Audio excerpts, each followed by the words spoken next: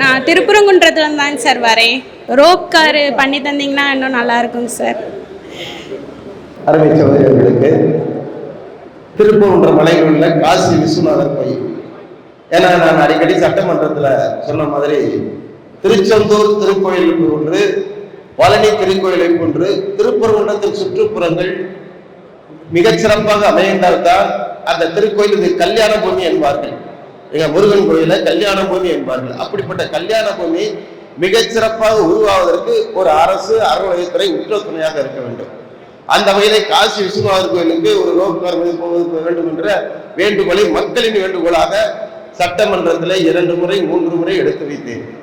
அதற்கு அது அறநிலையத்துறை அமைச்சரும் உரிய வகையிலே செய்வதாக தனியாகவும் சந்தித்து கேட்ட சொன்னாங்க.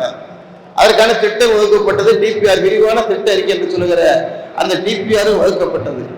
ஆனாலும் கூட அந்த இறுதி வரை முடிவு செய்யாமல் அரசாங்கம் அறநிலையத்தில் வெறும் 5 கோடி ரூபாய் ஒதுக்கீடு செய்ததால் அது கிடப்பில் இருக்கிறது. வருங்காலத்தில் கண்டிப்பாக திருப்பரங்குன்ற காசி விஸ்வநாதர் கோயிலுக்கு ரோப்கார் அமைக்கப்படும். திருப்பரங்குன்றத்தின் புகழ் தமிழகம் வருவதற்கு வழிவகை ஏற்படும். இளைஞர்கள் சிறுவர்கள் வருவதற்கும் முதியவர் வருவதற்கும் வசதியாக இருக்கும். நிச்சயமான உறுதியை கொடுக்க கடமைப்பட்டிருக்கிறேன்.